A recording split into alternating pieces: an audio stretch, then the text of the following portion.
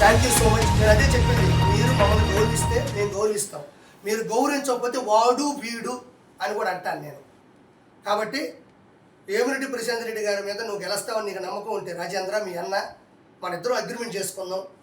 మీ అన్న గెలిస్తే నేను కంఠం కోసుకుంటా, ప్రశాంత్ రెడ్డి గారు గెలిస్తే నువ్వు కంఠం కోసుకుంటావా? నీకు నీ బతుకు ఒక అర్థం ఉంటే ఈ సవాలుకి రాలేదు అంటే మీ అన్న ఓడిపోతాడు అర్థం. నేను రెడీ, నేను అట్టా ఇట్టా ఉండదు, నేను మాట అంటే మాటే, కంఠం కోసుకుంటా.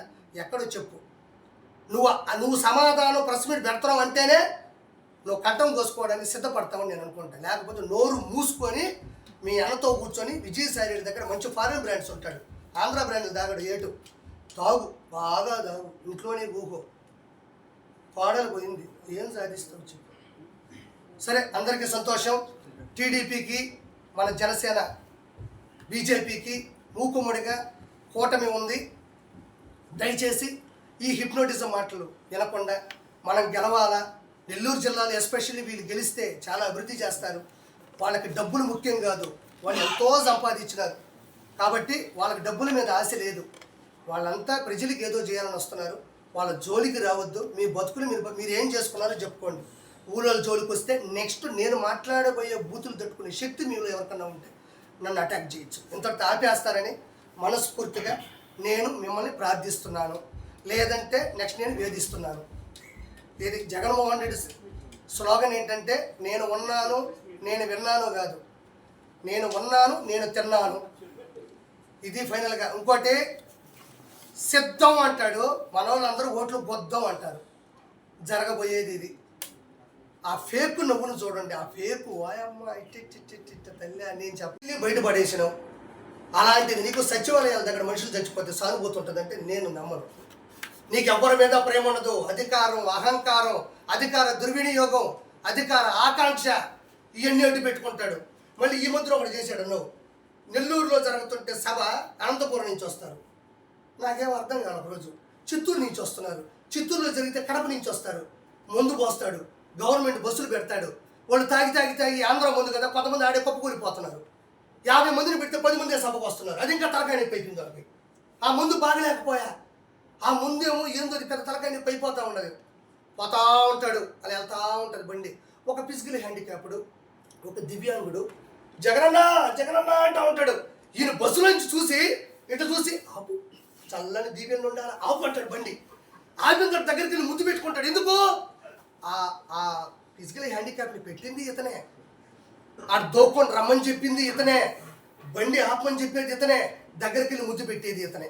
ఇంతకుముందు ఏ రాజకీయ చరిత్రలో కూడా అన్నిటినీ ఇతను సెట్ చేసింది ఇంతవరకు ప్రపంచ చరిత్రలో లేదు. ఒక అతను వెళ్తా ఉంటాడు, గన్మేళ్ళు తోసేస్తుంటారు, గన్మేళ్ళు చెప్తాడు తోసేయండి అంటాడు. తోసి అక్కడ పడిపోయే లోపల చల్లని దీవెలు ఆపన్నా బండి ఆపన్నా అంటాడు. గబగబా పోతాడు, ఏంది నీ సమస్య అంటాడు, కింద కూర్చునేస్తాడు. ఇట్ట అన్ని గిమ్నాలు చూస్తాను తెగ నటిస్తాడు. ఆఖరికి ఆ వచ్చిన పిల్లవాడు కూడా వీళ్ళు పెట్టిన పిల్లకాయలే, ఓళ్ళే దోస్తారు. ఆ వచ్చిన పిల్లకాయలు వీళ్ళు మనుషులే. ఈయన బండి దిగుతాడు. నీ ఇది ఏందయ్యా ఈ కర్మ ఈ రాష్ట్రానిక. కింద గ్రీన్ మ్యాట్ వేస్తాడు. గ్రీన్ మ్యాట్ అంటే మీకు అంత అవగాహన లేకపోతే, గ్రీన్ మ్యాట్ అంటే గ్రీన్ కట్ చేస్తే ఎంటీ వస్తుంది. ఆ ఎంటీ ఇవన్నీ తీసుకుని కూడా ఆడ పెట్టచ్చు. మనం ఈ ఫోటో తీసి దాంట్లో యాడ్ చేయొచ్చు. ఎప్పుడు ఈ విధంగా జరగల.